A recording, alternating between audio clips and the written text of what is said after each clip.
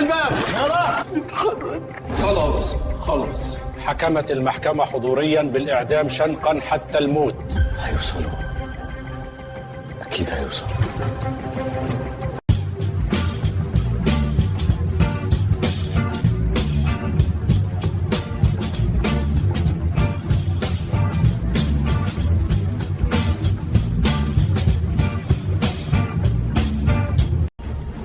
اتفضل معايا، السفارة الإسرائيلية عايزة تقابلك.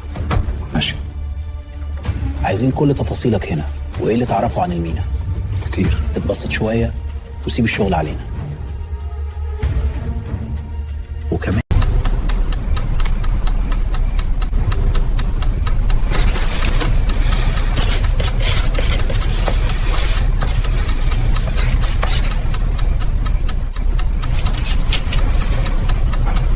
في خيانات بتيجي من قلة الأصل، وفي خيانات سببها الجوع. بس الكارثة الحقيقية لما الاتنين يجتمعوا في شخص واحد، الطمع مع الاحتياج ومع تربية ملخبطة يعملوا خلطة غريبة ممكن تحول بني آدم عادي لوحش بيبيع أقرب الناس ليه من غير ما يرمش. مش أي حد بيتولد خاين، مش أي حد يفضل مخلص. في ناس أول ما السعر يعجبها تبيع، وفي ناس مهما الظروف تضغط عليهم الشرف عندهم ما بيتجزأش. بس السؤال اللي دايما بيطرح نفسه، ليه اسكندرية بالذات كانت مليانة جواسيس؟ الإجابة مش بسيطة. الإسكندرية مش مجرد مدينة ساحلية، دي من زمان واحدة من أهم المدن الاستراتيجية في مصر، والسبب بسيط جدا، موقعها الجغرافي طبعا. الإسكندرية كانت بوابة مصر على أوروبا، أي سفينة جاية من البحر المتوسط لازم تعدي عليها، وأي حركة تجارة بين الشرق والغرب لازم تلمس شطها. يعني ببساطة كانت حلقة الوصل بين العالم كله. الموضوع ما كانش تجارة وبس، اسكندرية كانت مقر الأهم القواعد البحرية المصرية، وأي جيش عايز يراقب مصر لازم عينه تبقى على المدينة. السفن الحربية كانت بتتجمع هناك، والأسطول المصري متمركز في البحر المتوسط، وده خلى المدينة هدف أساسي لأي جهاز مخابرات عايز يعرف تحركات الجيش المصري. كمان اليهود كان ليهم وجود كبير في الاسكندرية قبل ما يسيبوا مصر، كانوا جزء من نسيج المجتمع، محلات وشركات وشغل في مجالات كتير. ده خلاهم دايما في وضع يسمح بجمع معلومات من غير ما حد ياخد باله. من هنا الموساد استغل الوضع ده بعد ما تأسس الكيان الصهيوني في إسرائيل. ابتدوا يزرعوا جواسيس وسط التجار وأصحاب المصانع، وزود الطين بلة إن المدينة كانت مليانة أجانب، يونانيين وطليان وغيرهم. ده خلى اسكندرية ملعب مفتوح للجواسيس، أي معلومة ليها تمن، وأي حد عنده سر ممكن يتكلم لو الفلوس حلوة. فوق كل ده حركة السفن كانت دايما رايحة جاية، والرقابة ما كانتش بالقوة اللي في القاهرة، فبقى تهريب الوثائق أسهل والخيانة أسهل، ونقل الأخبار وترتيب اللقاءات مع العملاء الأجانب.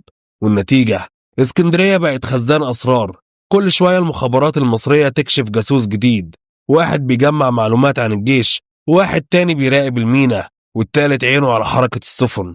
كلهم هدفهم واحد، يوصلوا أسرار مصر لأعدائها بأي تمن. من وسط كل الحكايات دي تعالوا نرجع بالزمن لأول أكتوبر سنة 37. الحاج عبد المعطي كان عايش رحلة طويلة من المعاناة، نفسه في طفل، ضحكة تملي البيت، وصوت صغير يناديه ويقول له يا بابا. بس السنين عدت وهو لسه مستني، والأمل كان بيقل يوم ورا يوم.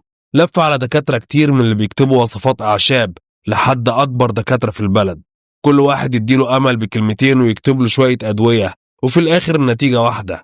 جرب كل حاجة، خد أدوية وسمع وصفات ناس قبله، كان ساعات يحس إن الأمل خلاص ضاع، بس جواه كان في صوت صغير بيهمس، استنى يا عبد المعطي، يمكن ربنا مخبي لك المفاجأة في الوقت المناسب.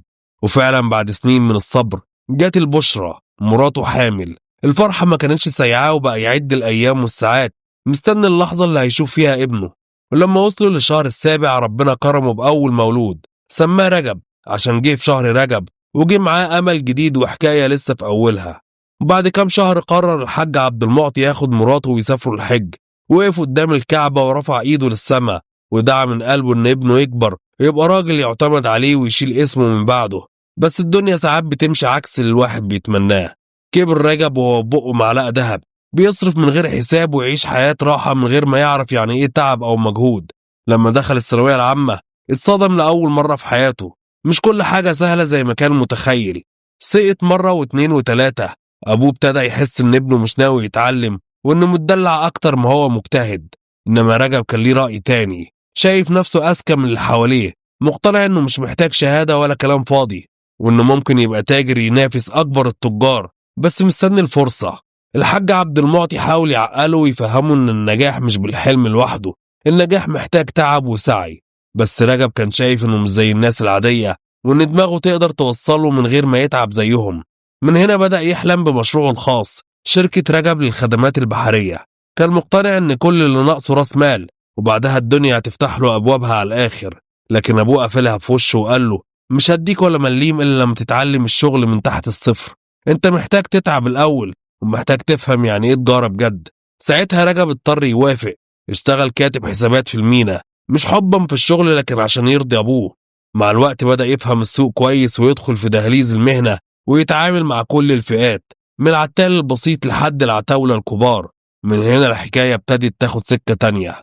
بعد 3 سنين شغل في المينا، رجب كان ناسي خالص حكاية انه يبقى صاحب شركة ولا رجل اعمال، اتأقلم على اللي بيعمله بقى راضي بحاله.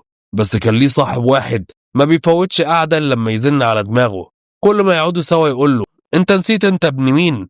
ابوك واحد من اكبر التجار في السوق، ليه تفضل شغال عند الناس؟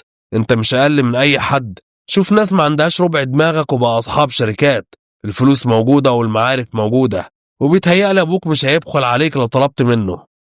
الكلام ده بدأ يحرك حاجة جوه رجب، وقعد يفكر: طب ما هو عنده حق، انا ليه ما اخدش خطوة زي دي؟ ليه عدى 3 سنين وانا سايب الموضوع؟ في يوم من الايام رجب لم نفسه وراح فاتح ابوه في الكلام وقال له: بقول لك ايه يا ابو رجب، مش ناوي تريح نفسك بقى وتديني القرشين اللي معاك اشغلهم لك؟ بس الصدمة كانت تقيلة. ابوه رفض رفض قاطع وقال له: انت لسه بتفكر في المشروع المنيل ده؟ انت طول عمرك فاشل وانا مش هرمي فلوسي في الارض. ساعتها رجب حس بغضب، مش بس علشان الرفض، عشان احساسه ان ابوه مش عايز يدعمه رغم كل الامكانيات اللي عنده. علشان كده راح اشتكى لعيلته واشتكى لتجار السوق، والفضيحة بقت على كل لسان. قعد يحكي انه عايز يبني حاجة لنفسه، وان ابوه واقف قصاده، وانه مستعد يعمل اي حاجة عشان يثبت نفسه. الضغط كبر على الاب، كل ما يقعد مع تاجر او قريب يسمع نفس الكلام: ليه مش عايز تساعد ابنك يا حاج عبد المعطي؟ ده من حقه يكون له شغل، هو ابنك في الاول وفي الاخر. هنا الحاج عبد المعطي لقى نفسه محاصر، ضغط من كل ناحية، وفي الاخر اضطر يلين ويدي رجب الفلوس اللي هو عايزها. وفعلا رجب خد الفلوس ونزل السوق، وهو فاكر نفسه داخل على مجد شخصي وتاريخ جديد. بس الحقيقة كانت عكس كده، قلة الخبرة وعدم الفهم خلوه ياخد قرارات غلط ويغامر بفلوسه في حاجات ملهاش أي عقد ولا ضمان. وفجأة لقى نفسه خسر كل حاجة، المشاريع وقعت والفلوس طارت والدنيا اسودت في وشه، وصاحبه اللي كان دايما يملاله دماغه أمل اختفى. أبوه بقى كل شوية يقول له: يا عبده، ضيعت كل الفلوس اللي شقيت عمري فيها في مشاريع وهمية، منك لله، لو الزمن رجع بيا تاني كنت ربيتك صح. وكأن رده ما كانش كفاية، جت نكسة 67 والسوق وقف، الشغل بقى معدوم، الدنيا كلها دخلت في حالة شلل، التجار الكبار نفسهم بقوا مش عارفين يبيعوا ولا يشتروا، فما بالك بواحد زي رجب لسه كان بيحاول يثبت نفسه، مش قادر يكمل في شركته ولا قادر يلاقي شغل عند حد. في وسط الضياع ده كله ظهر له صاحبه القديم تاني، اللي كان دايما شايف في رجل الأعمال الكبير. الشيطان نطق على لسانه وقال له: يا عم رجب، الدنيا هنا ماتت خالص، مفيش لا بيع ولا شراء، البلد كلها في أزمة، بس بره الدنيا شغالة، لو سافرت تقدر تبدأ من جديد. رجب اتلخبط، أسافر فين وهعمل إيه بره؟ الدنيا غالية والعيشة صعبة. صاحبه رد بثقة: اليونان، البلد هناك مليانة شغل، والمصريين شغالين وبيكسبوا كويس، وانت مش قليل، تقدر تقف على رجلك من تاني. رجب قال له: بس السفر محتاج فلوس، وانا مفيش في جيبي مليم. رد عليه وقال له: هتتدبر، المهم تبعد عن الخراب اللي هنا واللي هتفضل محبوس وسط الديون والوهم. وبعد كام يوم رجب أخذ القرار، ركب المركب وسافر. وصل بالليل والدنيا كانت هناك جديدة عليه، كل حاجة شكلها غريب، بس قال لنفسه مش مهم، المهم إن نبدأ. قعد في فندق بسيط على قده، بقى كل يوم يلف على كعوب رجليه يدور على شغل، بس كل ما يروح مكان يسمع نفس الجملة: انت مش مناسب. كل ليلة يرجع الأوضة اللي مأجرها يقعد بالساعات يفكر: هو ايه اللي جابني هنا؟ ليه حياتي اتشقلبت بالشكل ده؟ معقول كل حاجة راحت؟ وفي الآخر بدأ يقنع نفسه إن العباقرة دايما بيتحاربوا، وإنه مش فاشل، هو بس سابق عصره. قعد يردد الكلام ده كل يوم لحد ما صدقه فعلا، وبقى شايف إن العالم كله متآمر عليه. وفي يوم من الأيام وهو ماشي في الشارع تايه ومكسور، قابل شاب مصري من سوهاج كان شغال في مصنع عصير. الراجل عرض عليه يشتغل معاه في قسم التغليف. رجب بصيله باستغراب وقال في سره: هو ده بقى مستوى الشغل اللي وصلت له بعد ما كنت بحلم ابقى صاحب شركة اغلف علب عصير؟ رفض بشدة وقعد يحكي للشاب عن حياته في مصر، عن الشركة وعن الفلوس اللي كانت في ايده، كأنه بيحاول يثبت لنفسه قبل اي حد انه مش اي واحد والسلام. الشاب الصعيدي سمعه للاخر وبعدين قال له جملة طالعة من القلب: بص يا صاحبي، خدها كلمة من واحد صعيدي نام على الرصيف عشان ياكلها بالحلال. ما ترجع بلدك احسن، هنا مفيش غير التعب والدنيا مش امان، وانت يا ابو عمو مش حمل بهدله. سكت لحظه وبعدين كمل: وبعدين المخابرات الاسرائيليه مش هتسيبك في حالك، لو شموا خبر انك عاطل وبتدور على شغل ممكن يجندوك من غير ما تاخد بالك. رجب ضحك في سره بسخريه: هو ده وقته ارجع لابويا وللديون للفشل اللي غرقان فيه؟ بص للشاب الصعيدي وقال له: اللي عايزه ربنا، وخد بعضه ومشي. رجع على المكان اللي كان ساكن فيه والليلة دي النوم ما قربلوش. فضل يتقلب في السرير ويفكر في كل كلمة قالها الشاب. المخابرات الإسرائيلية بتدفع فلوس حلوة. الجملة دي فضلت ترن في دماغه. هو دلوقتي مش لاقي شغل ولا معاه فلوس، وقال بينه وبين نفسه: أنا خلاص خسرت كل حاجة، يعني هيحصل إيه أكتر من كده؟ قام وهو متردد، مسك القلم وبدأ يكتب رسالة: إلى السيد المحترم سفير دولة إسرائيل في أثينا، أنا موظف مصري ساكن في بنسيون. الدنيا ضاقت عليا وظلمتني في اسكندرية وأثينا، وسمعت إنكم بتساعدوا اللي بيلجأ ليكم، وأنا خلاص مفيش قدامي غيركم. أتمنى ألاقي عندكم العطف والاهتمام.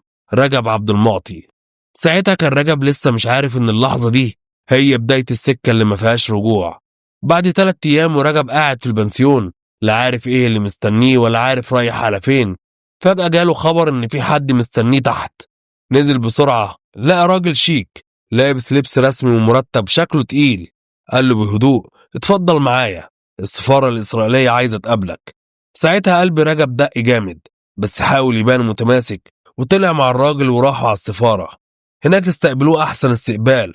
واحد منهم قال له: الرسالة وصلت، بس احنا مش فاهمين انت عايز ايه بالظبط. رجب رد بصوت هادي: انا عايز اشتغل معاكو.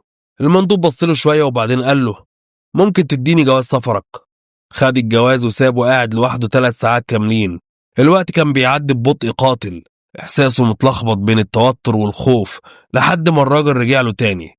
بس المرة دي دخل عليه وحطه قدامه استمارة طويلة عريضة وفوقها شعار سفارة إسرائيل، وقال له: اكتب لنا هنا كل حاجة عنك، اسمك وسنك وأصحابك وقرايبك، كل تفصيلة. رجب حس إن مفيش رجوع، قعد يكتب كأنه بيحفر قبره بإيده، بس جواه أمل صغير إن ده يكون طوق النجاة من اللي هو فيه. خلص الورق وسلمه. أول ما ابتدوا يقلبوا في المعلومات اكتشفوا إنه اشتغل 3 سنين في مينا اسكندرية. من هنا طلبوا منه يكتب تقرير مفصل عن المينا وأهميتها الاقتصادية والعسكرية. الغريب إنه ما كتبش كلمتين والسلام، ده استعرض عبقريته الفذة، رسم لهم صورة كاملة بكل التفاصيل اللي يعرفها. المعلومات اللي كتبها رجب بهرت ضابط الموساد وحس إنه وفر عليه طريق طويل. عشان كده أول حاجة عملها معاه سدد له كل ديون الفندق. بعدها نقلوه لمكان سكن آمن يكون تحت عينيهم طول الوقت. بس الضربة القاضية بقى إنه اداله $200. المبلغ مش ضخم ولا يعوضه عن اللي خسره ولا يحقق أحلامه، بس كان طعم يخليه دايما مربوط بيهم.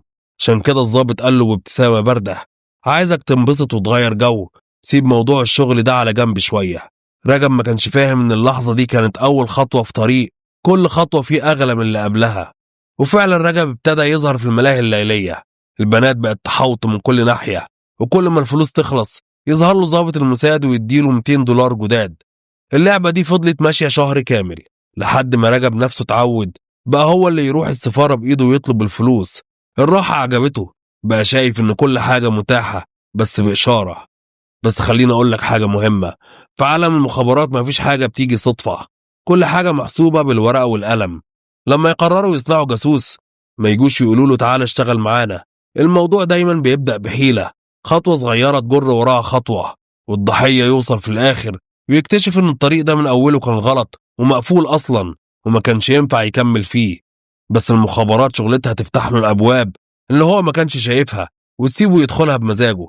وهنا يجي دور الفلوس والستات، أقوى سلاحين في أي لعبة استخباراتية. الفلوس ما بتتحطش كتير في الأول، بتبقى مجرد طعم وسيلة تخليه محتاج أكتر وحاسس إن الحل دايما عندهم. أما الستات فدورهم مش إغراء وبس، دي عملية استدراج مدروسة تخليه هو اللي يدور من غير ما يحس إنه بيتسحب. مع الوقت الخيط بيلف حوالين رقبته حتة حتة. أول ما يبدأ ياخد فلوس يبتدي يعتمد عليهم. في الأول يفتكرها مساعدة، بس الحقيقة دي سلسلة، كل حلقة فيها بتقفل على اللي قبلها. وبيجي الإحساس أنا عايز أعيش الرفاهية دي أكتر ومش قادر أرجع للحياة القديمة. هنا بقى يجي الطلب الأول، ساعدنا بمعلومة صغيرة، تفصيلة شكلها بسيط بس تفتح باب ملوش رجوع. اللحظة دي بالذات هي أخطر لحظة في حياة أي عميل، لأن بعد أول معلومة اللعبة بتتغير. بيبقى تحت رحمتهم، كل ما يحاول يفلت يطلعوا له بورقة ضغط جديدة، صور، تسجيلات، أسرار اتقالت في لحظة ضعف. وساعتها مفيش حاجة اسمها أنا كنت فاكرها حاجة عادية، لأنه خلاص اتحط على الطريق اللي نهايته دايما واحدة من اتنين، يا خيانة يا فضيحة. ورجب عبد المعطي ما كانش شايف الصورة كاملة، كان فاكر انه وقع على فرصة العمر، وان المخابرات الإسرائيلية هتبقى طوق النجاة اللي هيشيله من دوامة الفقر والتوهان. يوم ورا يوم بقى واحد من الناس القريبين من ضباط الموساد في أثينا، شافهم ناس بتفهم وبتخطط وعندها حلول لكل مشاكله. لحد ما في يوم وهو قاعد في اوضته في الفندق الباب خبط، فتح لقى واحد قدامه بيقول له انا ضابط موساد وجاي من السفارة. رحب بيه وقعدوا مع بعض حوالي 3 ساعات، بس الحقيقة الضابط ده ما كانش بيقعد يدردش، ده كان بيعمل غسيل مخ. اتكلم عن الشرق الأوسط وعن حرب ما بتخلص، عن حقهم انهم يعيشوا في امان وانهم مش بيحبوا الدم، بالعكس هم ناس غلابة وبيتمنوا السلام. كلام كتير داخل بنعومة زي اي حد بيدهن السم بالعسل.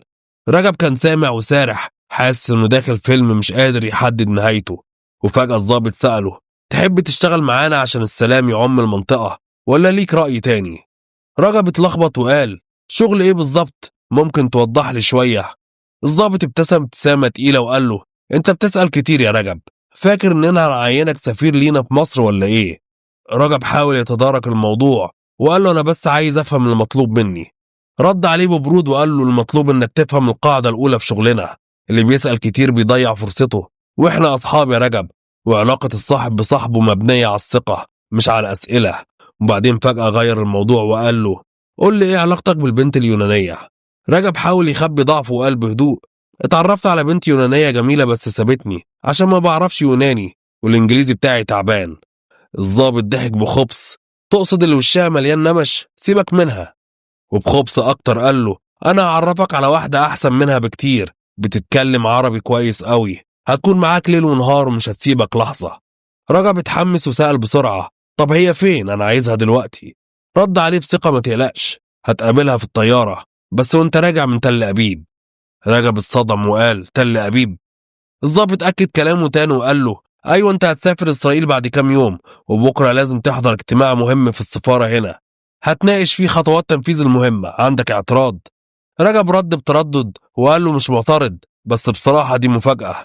الضابط قال له وهو واقف اسمع يا رجب، لما كتبت عنك تقرير وبعته لإسرائيل طلبوا يشوفوك هناك الأول، وتاني حاجة في مفاجأة لطيفة مستنياك، وثالثا وده الأهم، قرب منه وقال له بصوت واطي عايزينك تختار بنفسك صديقتك الجديدة من بين أجمل بناتنا، وهي اللي هتاخدها معاك وترجعوا سوا على أتينا. في اللحظة دي رجب ما كانش واخد باله إن الدايرة اتقفلت وإن اللي داخل عليه مش رحلة سفر، دي رحلة سقوط. رجب ما فكرش، تاني يوم على طول خد بعضه وطلع على السفارة الإسرائيلية.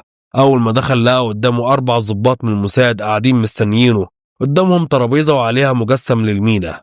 واحد منهم بصله وقال له بهدوء بص يا رجب، احنا عايزين منك شوية معلومات بسيطة، ممكن تقول لنا مكتبك كان فين بالظبط والدنيا هناك ماشية ازاي؟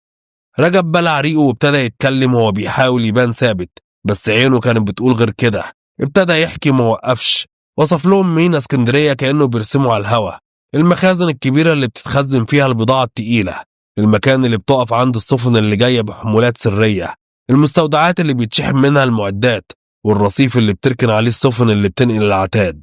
قال لهم كمان عن البوابات، وفين التفتيش بيبقى شكلي، وفين العربيات بتعدي من غير تدقيق، والمداخل والمخارج اللي مش دايما عليها عين. ما اكتفاش بكده، كمل وهو عارف في حتة جواه انه بيكشف اسرار كان المفروض تفضل مستخبية. قال لهم عن الممرات الجانبية اللي مش اي حد يعرفها، اماكن تجمع العمال، الطريق اللي بتمشي فيه الشاحنات، وحتى التفاصيل الصغيرة اللي محدش بياخد باله منها. قال كل ده وكأنه كلام عادي ولا كأنه بيبيع بلد، والضباط ولا واحد فيهم قطعه ولا سؤال ولا تعليق، ساكتين بس عيونهم شغالة وعقولهم بتسجل كل كلمة وكل تفصيلة. لما خلص واحد فيهم بصله وقال له ببساطة مرعبة: تمام، امشي دلوقتي واحنا هنتواصل معاك. رجب قام ومشي، بس اللي ما كانش فاهمه وقتها ان من اللحظة دي ما بقاش مجرد واحد يتكلم، ده بقى واحد اتكتب اسمه في ملف الخيانة. تاني يوم الصبح رجب رجع السفارة ومعاه 4 صور شخصية وجواز سفره. سلم الصور واستلم منهم وثيقة سفر إسرائيلية مكتوب فيها انه إسرائيلي من تل أبيب واسمه الجديد ديفيد شاول. ما وقفش الموضوع على كده، ده خد كمان تذكرة سفر سياحية على طيران العال من أتينا لتل أبيب. مندوب من السفارة وصله المطار بنفسه وتأكد انه ركب الطيارة اللي رايحة إسرائيل. أول ما قعد على الكرسي جسمه كان بيترعش جامد وأفكاره متلخبطة، بس شوية شوية ابتدى يهدى وقعد يتخيل أحلام الثراء اللي مستنياه والبنت الحلوة اللي هيتجوزها هناك. وفجأة جت على باله بنت من بورسعيد اسمها ميسة، كانت عايشة مع أهلها في المنصورة. اتعرف عليها في حفلة عائلية وحبها بسرعة، وبعدها سابها من غير حتى ما يودعها. سأل نفسه ليه افتكرتها دلوقتي، وبعدين قفل عينيه وغرق في النوم. صحي بعد شوية على صوت الطيارة وهي فوق مطار بن جوريون مستنية إذن الهبوط. أول ما نزل من الطيارة كان في 3 رجالة مستنيينه، سلموا عليه بسرعة وخدوه على عربية سوداء ازازها متغطي. العربية طلعت بيه في طريق بعيد عن بوابات الركاب والجوازات، وفجأة لقى نفسه في شوارع فلسطين المحتلة، مش مصدق انه فعلا هناك. العربية وقفت عند بيت على اطراف المدينة، خدوه على شقة مجهزة مخصوص للناس اللي زيه اللي خانوا بلدهم. اول ما دخل لقى واحدة مستنياه، مدت ايدها وسلمت عليه بالعربي. قالوا له دي زهرة وهتكون في خدمتك طول فترة اقامتك هنا. سابوه شوية عشان يرتاح كام ساعة، بعدها رجعوا تاني وخدوه على مبنى الموساد الإسرائيلي. هناك استقبلوه مجموعة كبيرة من قيادات الموساد، قعدوا معاه ساعات طويلة، حققوا معاه ودققوا في كل حرف كتبوا عن المينا. الغريب انهم لاحظوا حاجة مهمة: رجب عنده ميول عسكرية واضحة، كلامه كان حاسم كأنه عسكري محترف، ردوده مباشرة مليانة مصطلحات عسكرية بحتة. التفاصيل اللي قالها كانت دقيقة لدرجة ان اي مدني عادي مستحيل ياخد باله منها. وفي اخر الاجتماع عملوا له حفل استقبال كبير في قاعة جوه المبنى، كان موجود عدد كبير من ضباط الموساد. في اللحظة دي اعلنوا رسميا انه اخذ رتبة رائد في المخابرات الإسرائيلية. ما ضيعوش وقت، من نفس اليوم ابتدوا تدريبه. اول ضابط دربه كان متخصص في التدريب الفني، بدأ يعلمه ازاي يستخدم الشفرة وازاي يستقبل الرسائل المشفرة عن طريق الراديو. ومن هنا رجب ما بقاش رجب، دخل عالم اللي الدخول فيه سهل بس الخروج منه مستحيل. بعد كام يوم رجب بقى يعرف يفك الشفرات بسرعة رهيبة. بعد كده على طول دخل دورة تانية، المرة دي اللي دربته كانت بنت شغال لصالح الموساد وبتتكلم عربي بطلاقة. علمته ازاي يكتب الحبر السري ويقرأ الرسائل المشفرة ويستخدم شفرة خاصة علشان المراسلات من غير ما حد يقدر يكتشفها. التدريب كان مستمر لمدة 15 يوم متواصلة، كان متعب جدا. بعد ما خلص الاختبارات ونجح فيها بنتائج مذهلة، الضابط المسؤول قال له هترجع اسكندرية تاني عشان تكمل نشاطك في شركة رجب للخدمات البحرية، وقال له كمان انهم هيوفروا الفلوس اللي هتعيد تشغيل الشركة من جديد. لكن قبل ما ده يحصل لازم يقعد كام شهر في أتينا ينشر بين المصريين هناك انه شغال في شغلة تجارية مربحة، ويتأكد ان الكلام وصل لمصر خصوصا لأهله.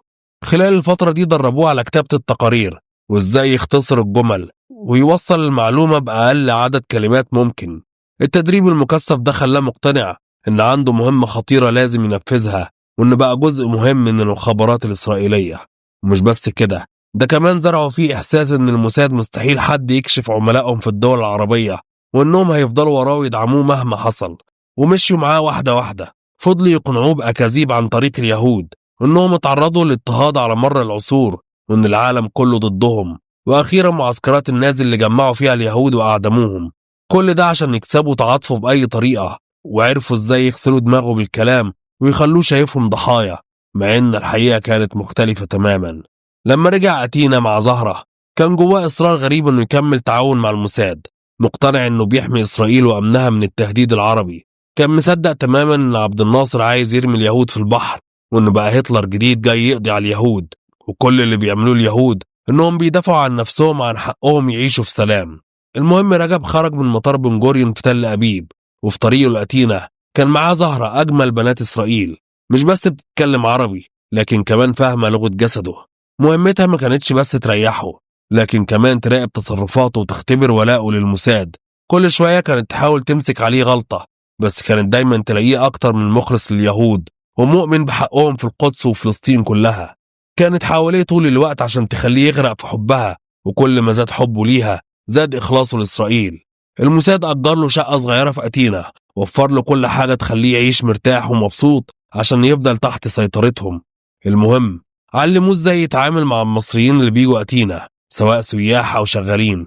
السياح كان بيخصص لهم وقت ياخدهم يشوفوا البازارات والأسواق والمتاحف، ويجيب لهم هدايا مخصوص يوصلوها لأهله في اسكندرية عشان يثبت لهم إن أموره تمام ومبسوط في الغربة.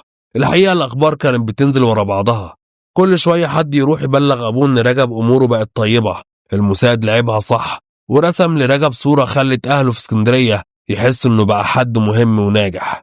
بقى كل شوية يبعت لهم جوابات يحكي فيها عن شغله في الشركة الكبيرة، وإنهم اكتشفوا فيه عبقرية خطيرة خلتهم يعتمدوا عليه في حاجات مهمة. كمان كل حد من المصريين يسافر من اليونان لمصر كان يبعت معاه هدايا لأبوه وأمه وأصحابه عشان يثبت لهم إنه بقى ناجح. مش بس كده، جوابات رجب كانت مليانة صور ليه في مكتبه وفي شقته وحتى في رحلاته. الحاجات دي خلت أبوه يقتنع إن أبوه ناجح بجد، وبعت له يطلب منه يرجع مصر ويكمل مسيرة نجاحه هنا. لكن رجب قال له استنى شوية، وفضل شغال على مخطط الموساد، وكل يوم بقى يلعب على المصريين اللي جايين يدوروا على شغل في أتينا، بياخدهم بنفسه شركات الشحن والتجارة في اليونان على أمل إن حد يقع في فخ المخابرات الإسرائيلية.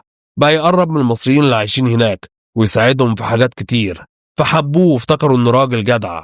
الموضوع ما كانش مقتصر على المصريين، أي حد عربي يقف في طريقه كان بيحاول يجنده، لبناني، سوري، جزائري، عراقي، تونسي. مش شرط يكون جاي يدور على شغل، ممكن يكون جاي سياحة. المهم إنه عدى قدامه. عدت سنة ونص ورجب لسه في أحضان الموساد في أتينا، مستني اللحظة اللي هيرجع فيها اسكندرية. ولما حس إن الوقت مناسب كلم ضابط الموساد في السفارة الإسرائيلية وقال له إنه عايز يرجع مصر. ضابط الموساد طلب منه يستنى كام يوم عشان ياخد الموافقة من رؤسائه. ولما جت الموافقة رجب بدأ ينشر الخبر في كل مكان وإنه ناوي يرجع مصر. بس ناس كتير لما عرفوا زعلوا وقالوا له ما ترجعش مصر دلوقتي لأنهم اتعلقوا بيه. لكن رجب كان مصر، حب يعمل وطني وأقسم إنه ما يحرمش بلده من خبرته وعبقريته اللي حتى الأجانب معترفين بيها. المهم اتعملت له حفلة على الضيق، حضرها شوية من المصريين اللي كان يعرفهم هناك، سهروا وضحكوا واتصوروا. وبعد ما الليلة خلصت رجب لم شنطته وطلع على المطار في طريقه على القاهرة، وكان ده في سبتمبر 70. وفي شقة الحاج عبد المعطي الناس داخلة طالعة تبارك له على رجوع ابنه الوحيد من اليونان. والحقيقة الحاج عبد المعطي كان راجل طيب جدا. اليوم ده وشه كان منور وفرحان فرحة ما تتوصفش، كأن رجب مش راجع من الغربة، ده راجع من نصر كبير. لكن الخاين ما كانش عنده دم، قاعد يحكي عن عبقريته اللي محدش شايفها، ويخترع بطولات وهمية قالتها له المخابرات الإسرائيلية، ويزود في الحكايات حتة حتة لحد ما بقى بطل قومي في نظر اللي قاعدين قدامه. وبعد ما استقر كام يوم خد مهندس ديكور وراح مكتبه القديم. الحقيقة المكان كان شكله مرعب، اليافطة اللي مكتوب عليها شركة رجب للخدمات البحرية الشمس كانت بهدلتها، وجوه المكتب العنكبوت في كل حتة والتراب مغطي الدنيا. المهندس كان بيتكلم بحماس، لازم نهد هنا ونجدد هنا ونفتح المكان ده خالص. لكن في اللحظة دي حصل الزلزال، مش الزلزال الأرضي، زلزال هز مصر كلها. الأمن والأمان وقعوا مرة واحدة، والدنيا وقفت على خبر موت الزعيم جمال عبد الناصر. الشارع اتشل والناس بتبكي، البلد كلها في صدمة. ورجب لقى نفسه بيعيط من غير ما ياخد باله، بس هو نفسه ما كانش عارف هو بيعيط على ناصر رمز الأمل اللي مات، ولا على الخيانة اللي دخلت جواه وبقت جزء منه وكل يوم بتكبر. في اللحظة دي أخذ القرار، قرر يكتب أول رسالة، الرسالة اللي كانت أول خطوة حقيقية في عالم الجاسوسية. رسالة رد على معلومات وصلت له بالراديو بيقولوا له فيها راقب حركة المينا كويس وشوف هل الأسلحة السوفيتية لسه بتدخل مصر بعد موت عبد الناصر ولا لأ. ساعتها رجب فهم إنه رجع بلده بس عمره ما رجع مصري. مع أول أيام سنة 71 كان رجب خلص تشطيب مكتبه، ومش أي مكتب، ده مكان فخم يشهد على ذوقه العالي وعلى الفلوس اللي فجأة بقت كتير. عمل افتتاح كبير، الأهل والصحاب والمعارف كلهم حضروا، والدعاية نزلت في جريدة الأهرام، إعلانات بتعلن عن شركة خدمات بحرية. تمسك الشحن والتفريغ وتخلص كل الإجراءات مع الجهات المختصة. وطبعا الموساد ما قصرش، صندوق كويس عشان يثبت نفسه، خلوه يكسب ثقة شركات بحرية عالمية وبقى وكيل ليها في اسكندرية. ومن هنا مكتبه تحول لخلية نحل، شغل داخل وخارج، واضطر يعين موظفين كتير، سكرتارية ومحاسبين ومندوبين. المكتب بقى مليان زوار وكلهم أصحاب مصالح. الخطابات بقت تجيله من كل حتة، من الشركات الملاحية ومن رؤسائه في أتينا، وكل مرة تعليمات واضحة: كبر أكتر ووسع أكتر، خلي اسمك أعلى.